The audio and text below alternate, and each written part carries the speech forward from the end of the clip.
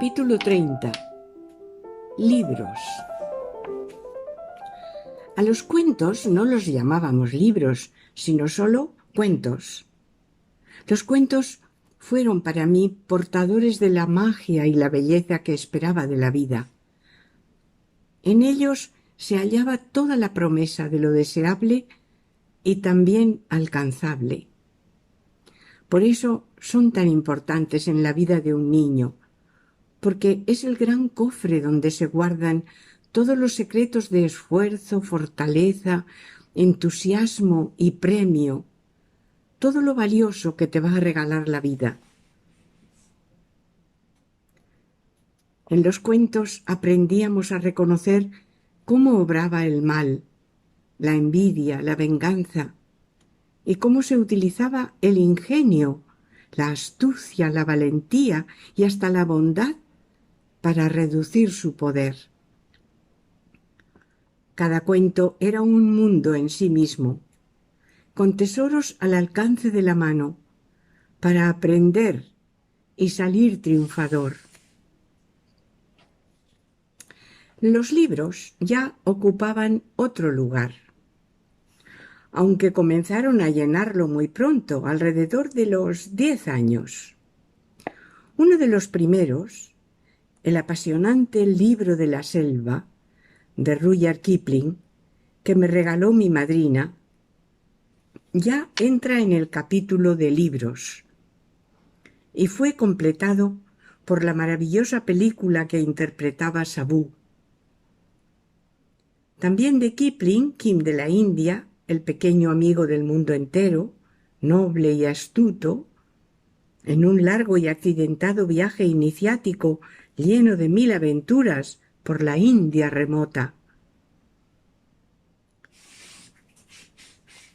Con Tom Sawyer y Huckleberry Finn aprendimos cómo pasaba la vida de los niños americanos que vivían en casas con escaleras, jardín, empalizada, una tía Polly y además una gran libertad para vivir peligrosas aventuras en medio de unos paisajes fascinantes.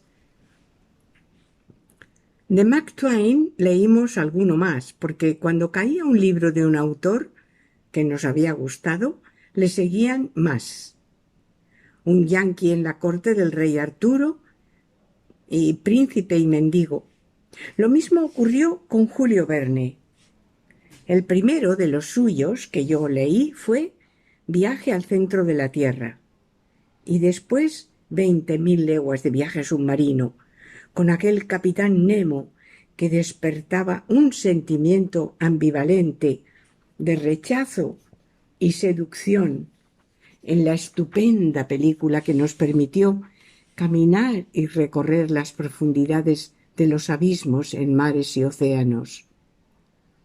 Y por supuesto que leímos, y nos los turnábamos entre las tres, los famosos y conmovedores libros de Edmundo de Amicis, Corazón, de los Apeninos a los Andes, El pequeño escribiente florentino. En cada uno de estos 3 libros, el protagonista es un niño de unos 13 años, sencillo, intrépido, humilde, inaccesible al desaliento, con una determinación, tesón y grandeza de alma propias de un héroe, que arrostra aventuras de toda índole hasta alcanzar aquello que mueve su corazón. Era delicioso poder llorar y compartir con él la desolación, el fracaso, la constancia y al final el éxito.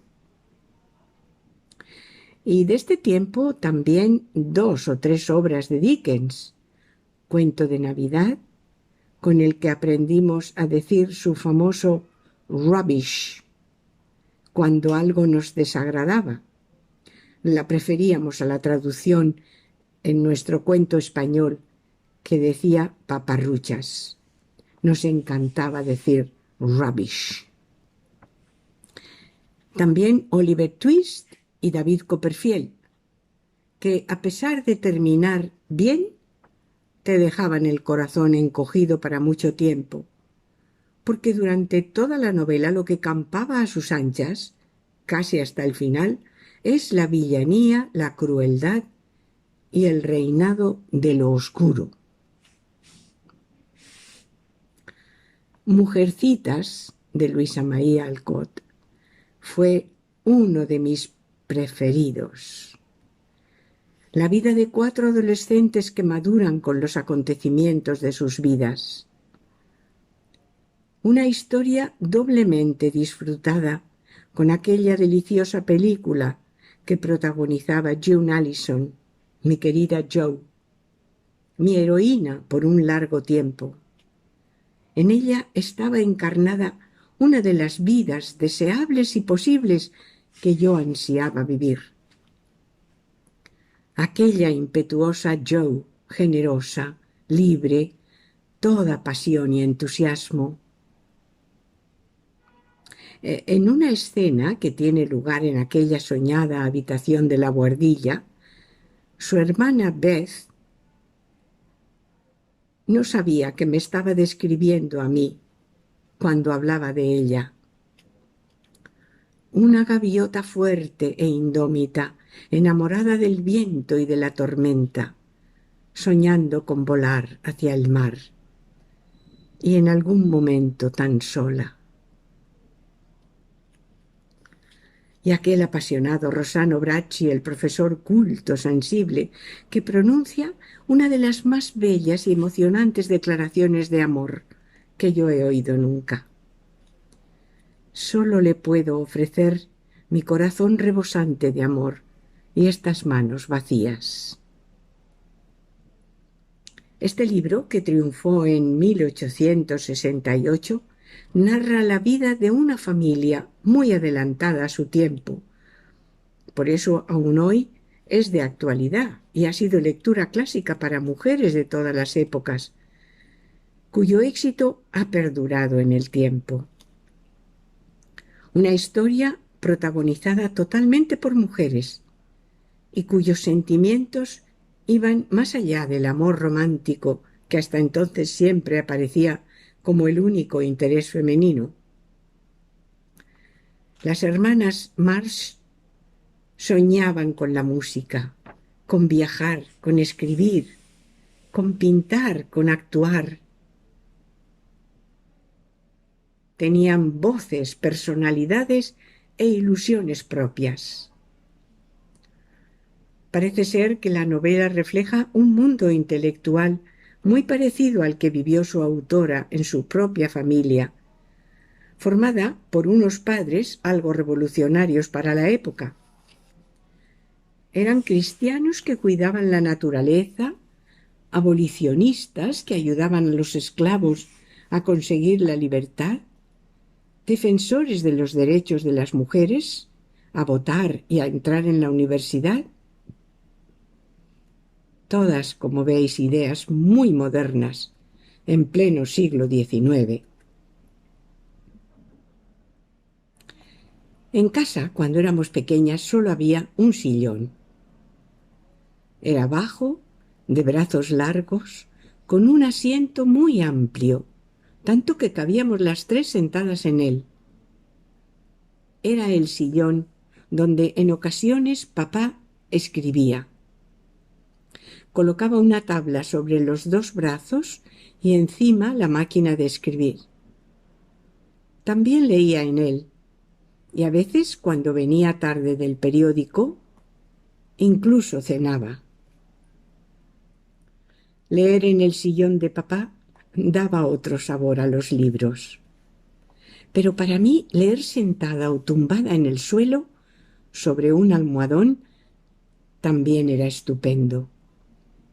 Yo le sacaba enorme partido al suelo.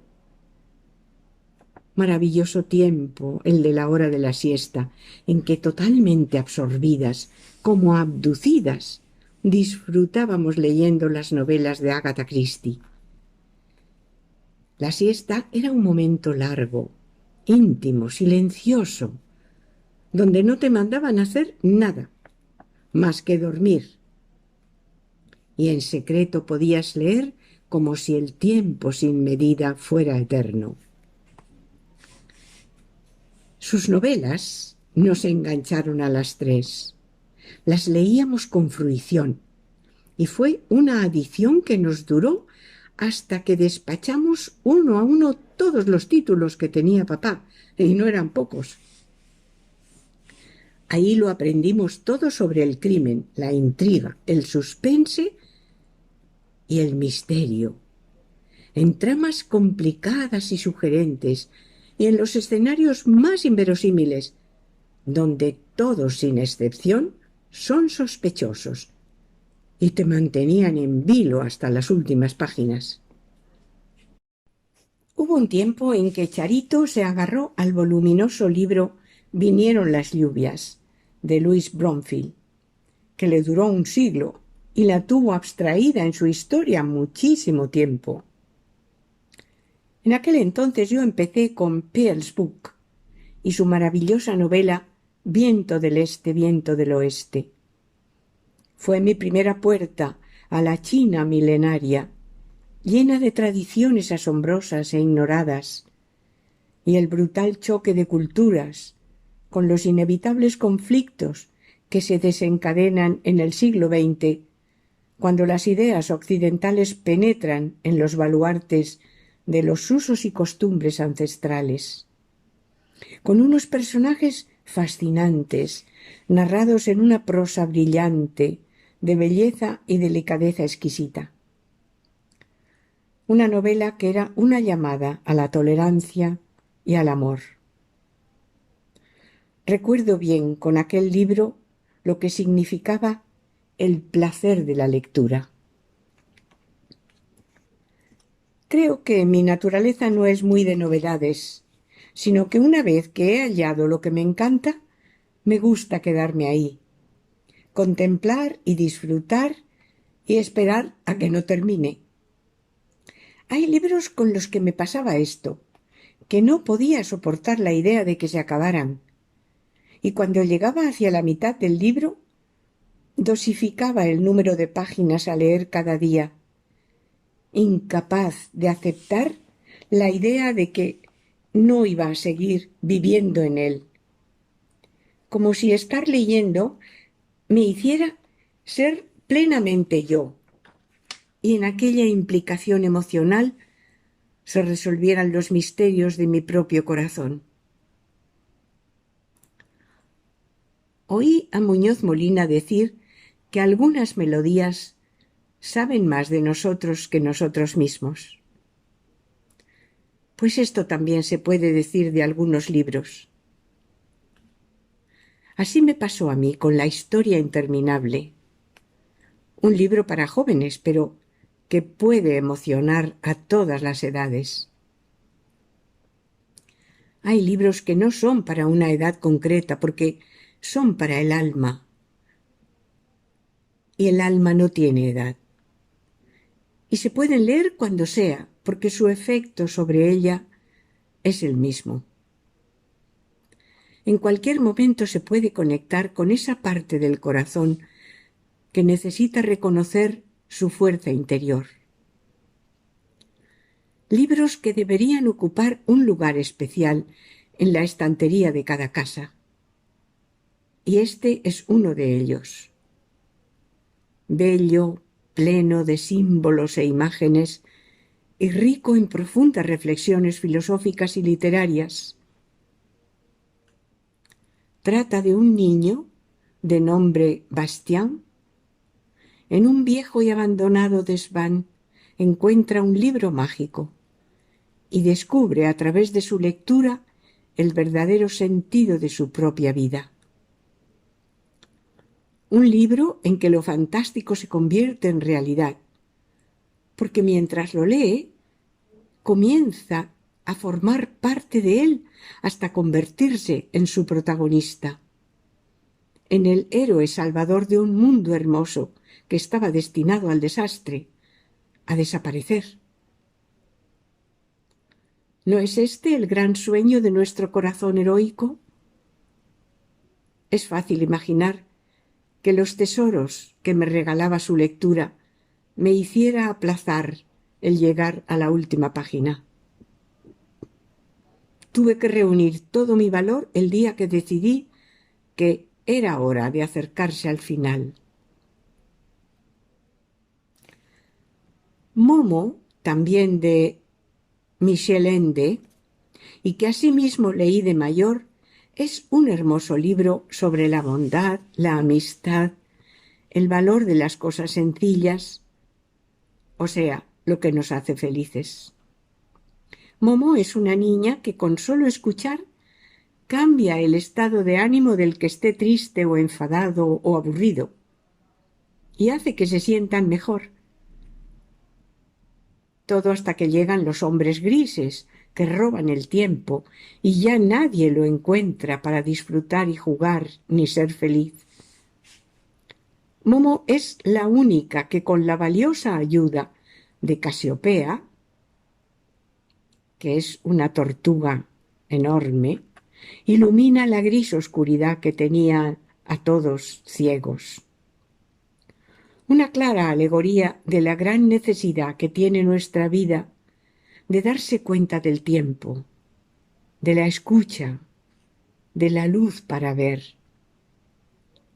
del inestimable gozo regalo de la vida. Casi en la adolescencia empezamos con los autores rusos. Dostoyevsky, con su Ilucha, fue uno de los primeros que me cautivó. Junto a Las noches blancas, que estaba incluido en el mismo ejemplar, y editado en aquel rústico papel algo color sepia de espasacalpe, oscurecido por el tiempo. Narraciones de una belleza y tristeza devastadoras, casi hirientes, pero que no podía dejar de leer. Fueron cayendo uno a uno todos los rusos, de los que mi padre era gran amante. Familiares nos eran las obras de Chejov, Gogol, Turgeniev, Tolstoy. Recuerdo cuentos y relatos de un dramatismo, dureza y profundidad que a veces tenía que parar porque me conmovían en exceso. Aquel frío gélido de las áridas tierras del norte en que transcurrían las historias constreñían mi corazón.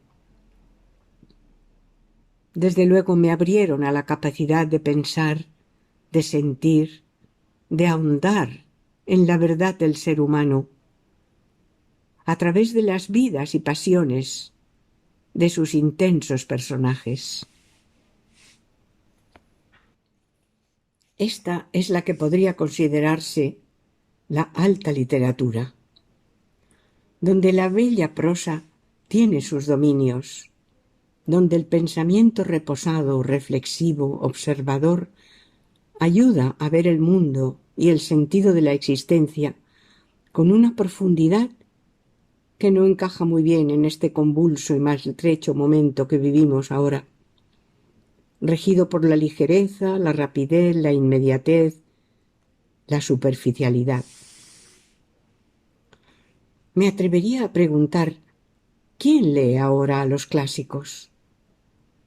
A esos que son los cimientos y pilares de nuestra cultura durante siglos. No puedo evitar, cuando veo a nuestros políticos ahora hablar tan mal, expresarse con tanta pobreza de léxico y pelearse en el Congreso y en el Senado con esa furibundez de ultras fanáticos de un equipo de fútbol. No puedo evitar preguntarme, ¿qué libros habrá leído este? A nuestras lecturas se fueron sumando títulos de la colección de los premios Goncourt, premios Planeta y premios Nobel, que papá iba trayendo y que aumentaron nuestro bagaje en el campo de la novela. Y lo que ya empezaba a entender era que el mundo no era como yo lo soñaba y como yo lo esperaba. Que el dolor, la frustración, los malentendidos, el desamor Era el pan de todos los libros. Aún así no podía separarme de ellos, sino todo lo contrario. Iban atrapándome uno tras otro. Jane Eyre, de Carlota Brontë, me abrió algo más el camino a la esperanza. En la vida podía haber algo así de hermoso para mí también. Todo puede ir muy, pero que muy mal en un destino cargado de infortunios, injusticias, crueldad y desamor. Sin embargo, al final puede aparecer una luz que dé todo por bien pasado. Ella dice en algún momento: recordé entonces que el mundo real era inmenso y que había una gran variedad de esperanzas y temores, de sensaciones y emociones que esperaban a los que tenían el valor de salir a él, de buscar un verdadero conocimiento de la vida entre sus peligros. Este libro le dio un sentido y estímulo a mi valentía y a mi confianza. Un largo recorrido de desesperanzas coronado por el más puro y apasionado amor, un amor clásico y eterno, sencillo y a prueba de adversidades, un amor que endulza y duele por igual en cada página. Leía: es mi alma la que está ligada a usted como si estuviera más allá de la tumba, iguales ante Dios, tal y como somos. Era el amor como yo lo imaginaba, como yo lo soñaba. Jane Eyre es una de mis heroínas, y la trama de este libro me atrapaba como un querido cuento. Está escrito en primera persona. Ella enfrenta su destino de pobre huérfana con determinación y grandeza de espíritu, para llegar hasta los brazos del alma atormentada y apasionada de Mr. Rochester. En cambio, hay dos libros cuya lectura fue como si me infligieran una herida en el alma que sangrara sin cicatrizar. Fueron La piedad peligrosa, de Stefan Zweig, que sumió mi corazón en una tristeza que tardó mucho en pasar. Sobrecogedor retrato de cómo la naturaleza humana se enfrenta al dolor ajeno y cuáles tendrían que ser los límites de la compasión y de la piedad. Otro que me impresionó también de forma dolorosa fue La tía Tula, de Miguel de Unamuno, donde se mostraba en toda su crudeza el papel constreñidor y sin salida de una mujer que, condicionada por sus propias y rígidas creencias e insalvables y opresoras normas sociales, tenía bloqueada irremediablemente la felicidad. Me dejó una zozobra tan desasosegada como la del que descubre que al final del túnel no hay salida. Siempre me ha encantado releer los libros, pero estos dos nunca quise volver a leerlos.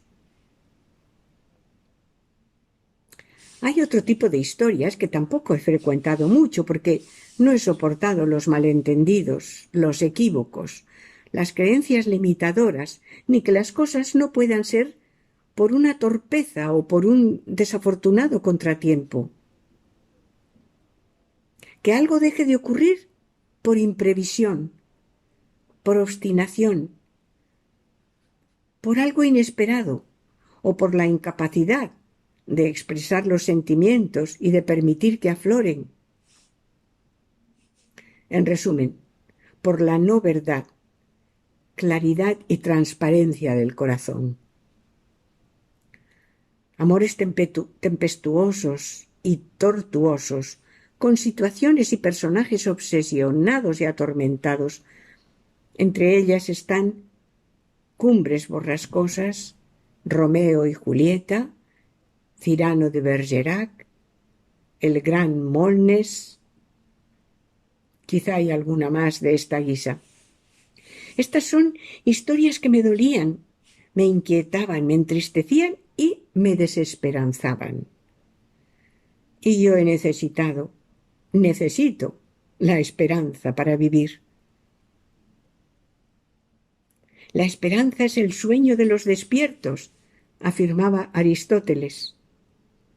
No sólo como una visión utópica de algo futuro, sino la capacidad y determinación para alcanzar los propios sueños.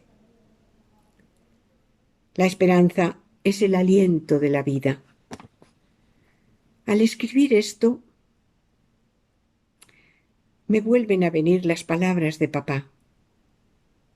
Hija mía, las cosas son como son, no como tú quieres que sean, invitándome a la aceptación que siempre me costó tanto. Todos estos libros, incluso los que eran tan perturbadores, me embriagaban con su prosa, su maravillosa manera de adentrarse en el corazón humano, haciéndolo comprensible con palabras y descripciones tan bellas y profundas que me dejaban embobada. A veces tenía que parar porque tanta belleza me abrumaba y la emoción era desmedida. Ya he comentado que sabíamos fragmentos de memoria, como aquel verso de los intereses creados de Benavente que se parecía mucho a la hondura del amor de Cyrano. Alma del silencio que yo reverencio, tiene tu silencio la inefable voz de los que murieron amando en silencio, de los que vivieron muriendo de amor, de los que en la vida por amarnos mucho tal vez no supieron su amor expresar. ¿No es la voz acaso que en la noche escucho y cuando amor dice eternidad? Benavente, que fue Premio Nobel de Literatura en 1922, ha sido uno de los eliminados de un plumazo de la escena. En aquel tiempo, algunas de sus obras se representaban de continuo y llenaban los teatros. La malquerida, Los intereses creados, con aquella histriónica apertura del telón. He aquí el tinglado de la antigua farsa. Fue por entonces cuando comencé a copiar pasajes y párrafos memorables en mis cuadernos. De hecho, a veces las tres jugábamos a averiguar quién y en qué obra alguien dijo tal o cual frase, tanto de libros como de películas. De todas ellas teníamos un gran repertorio que sabíamos de memoria. Este es un hábito que aún persiste. De hecho, incluso ahora cuando voy al cine, siempre llevo un boli y un papel por si acaso alguna frase me enamora.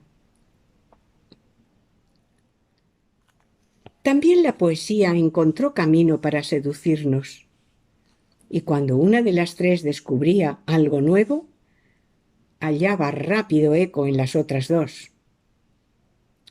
Así fuimos leyendo, uno tras otro, a Bécquer, a los dos Machado, Juan Ramón Jiménez, Espronceda, Rubén Darío, Gabriela Mistral, Lorca, junto a algunos otros que llenaron bellos y serenos momentos de poesía. Encantada me tenían también las greguerías de Gómez de la Serna, que venían cada domingo en la última página del periódico. Y con la misma pasión con que yo coleccionaba piedras, hojas, cortezas de árboles, empecé a coleccionar greguerías. Algunas me aprendía de memoria y se las repetía a cualquiera que quisiera disfrutar conmigo de aquella divertida e insólita pirueta del ingenio. Un género, el de la greguería, creado por él, que eran agudos y originales pensamientos entre filosóficos, humorísticos y poéticos. Os voy a leer alguno. Lo más importante de la vida es no haber muerto. El agua no tiene memoria, por eso es tan limpia. El primer beso es un robo. En la vida hay que ser un poco tonto, porque si no, lo son solo los demás. El arco iris es la cinta que se pone la naturaleza después de haberse lavado la cabeza. Como daba besos lentos, duraban más sus amores.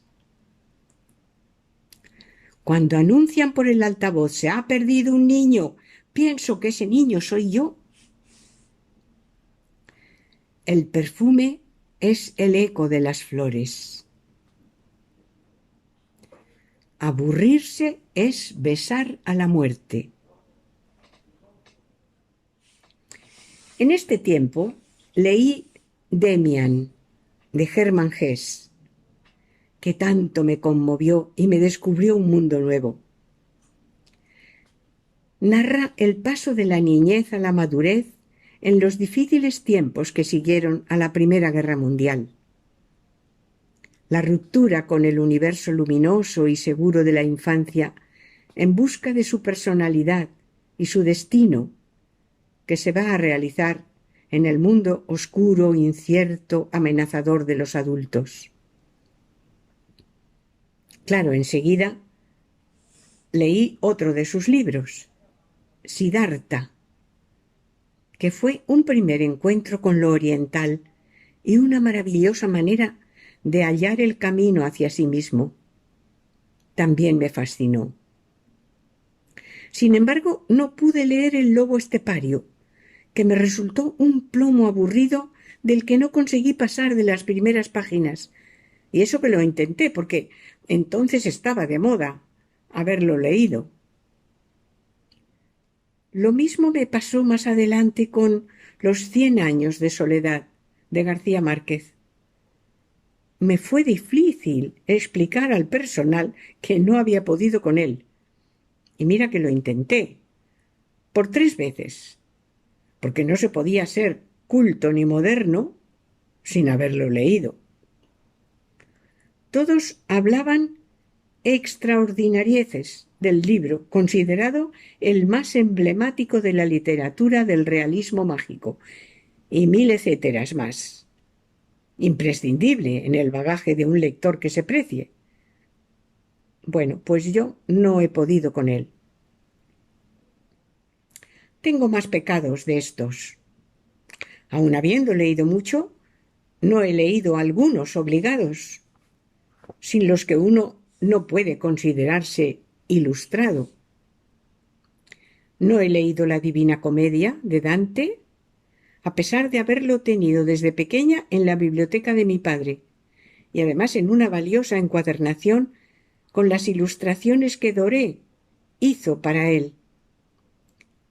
Es un libro que aún conservo, como si de un tesoro incunable se tratara. No he leído de una vez y de corrido El Quijote, sino que a trozos y a trompicones y con una gran inconsistencia, por más que siempre me he divertido muchísimo cuando lo he retomado.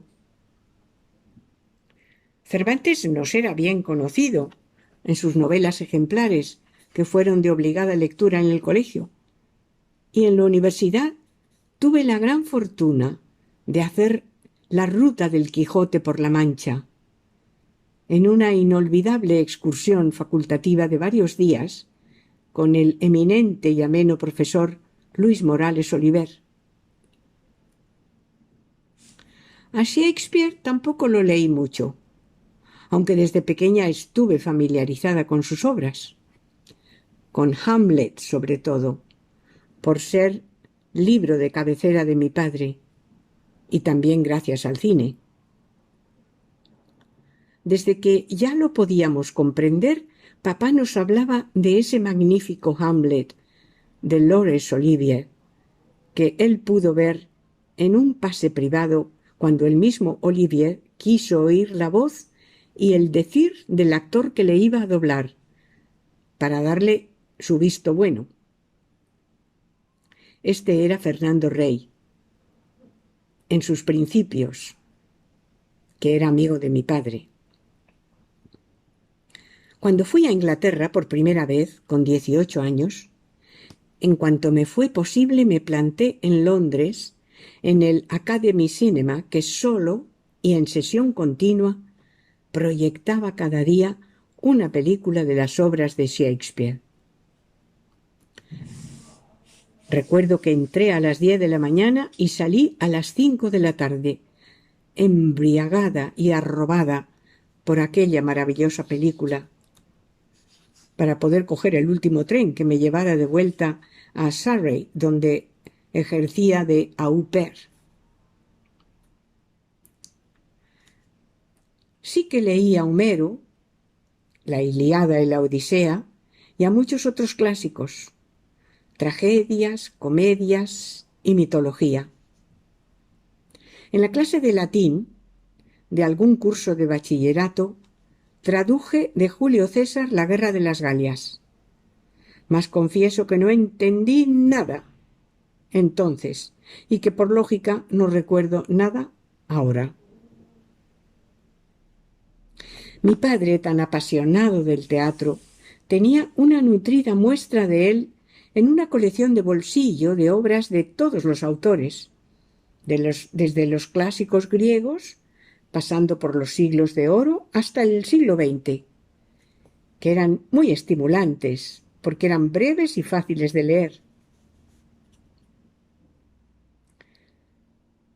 Luego, en mi adolescencia tardía, descubrí la poesía de San Juan de la Cruz y de Rabindranath Tagore,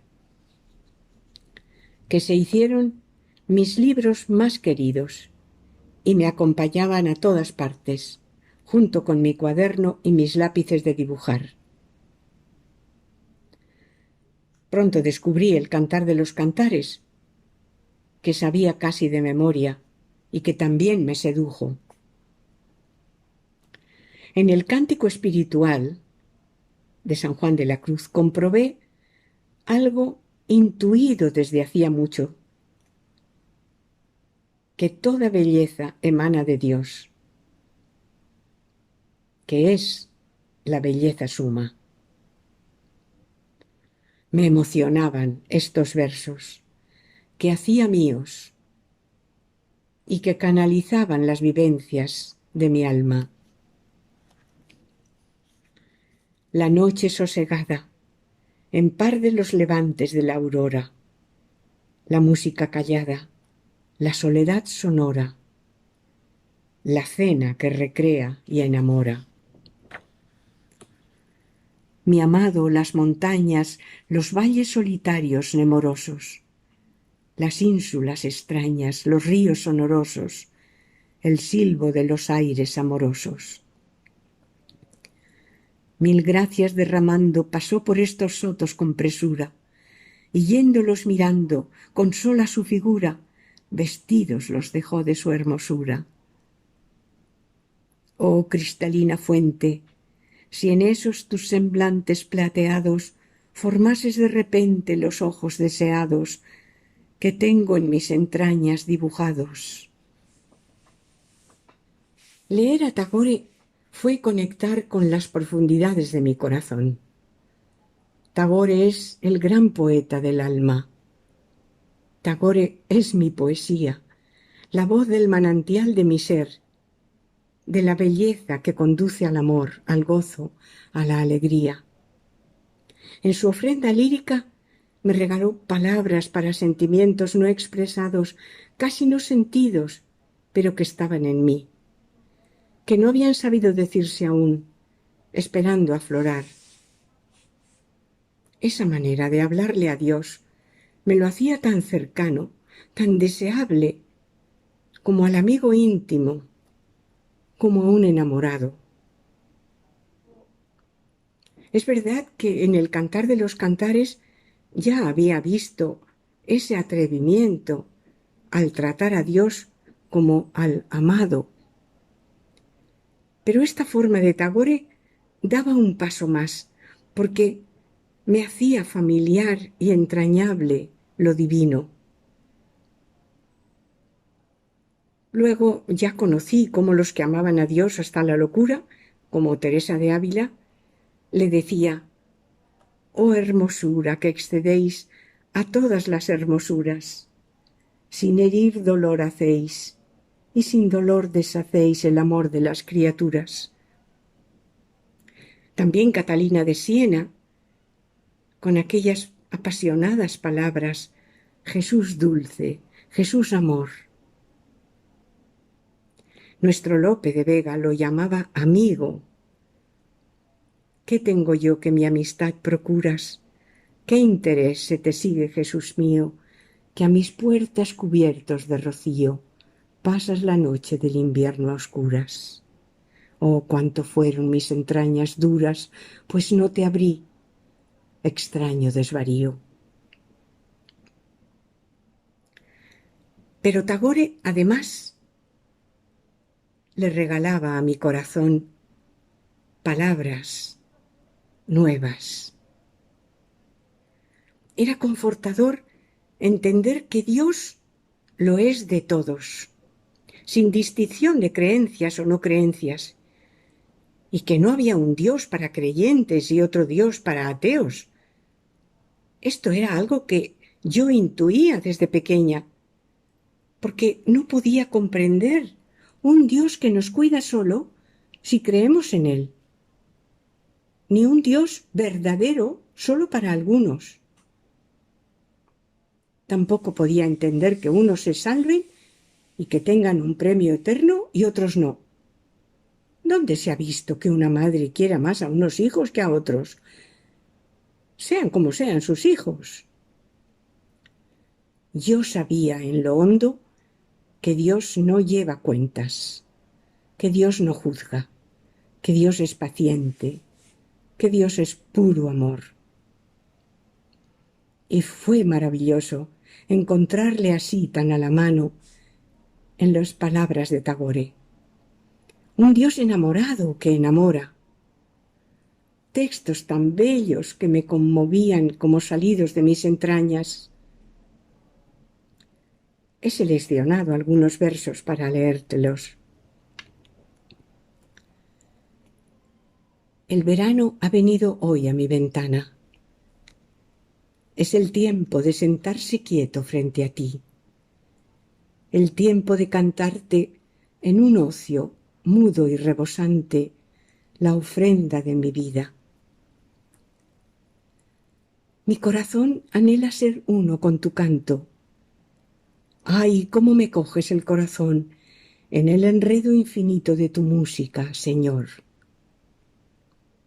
La canción que yo vine a cantar hoy no ha sido aún cantada. Fue un día en que yo no te esperaba y entraste sin que yo te lo pidiera, como un desconocido, Rey mío, y pusiste tu sello de eternidad en los instantes fugaces de mi vida. No sé desde qué tiempos distantes estás viniendo a mí. Cuántas mañanas y cuántas noches he oído tus pasos. Cuántas tu mensajero entró en mi corazón y me llamó en secreto. Bajaste de tu trono y te viniste a la puerta de mi choza. Yo estaba solo en un rincón y mi música encantó tu oído. Mi sencilla e ingenua copla te enamoró. Y tú bajaste con el premio de una flor a la puerta de mi choza. Acógeme, oh Dios amado, y acéptame en este instante. Hazme olvidar los días huérfanos que he pasado sin ti. Qué plenitud la de tu alegría en mí, Señor, de todos los cielos. Si yo no existiera, ¿qué sería de tu amor? Luz, luz mía, luz que llenas el mundo, luz que besa los ojos, luz que hace dulce el corazón.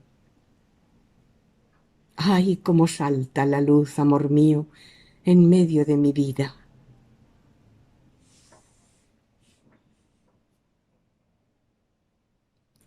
En los libros, en los cuentos, en los relatos, en las leyendas, en las novelas, en las historias, he sido protagonista.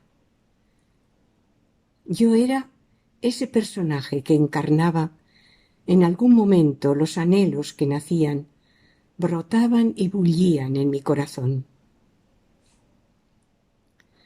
Leer nos da un lugar a donde ir cuando tenemos que quedarnos donde estamos.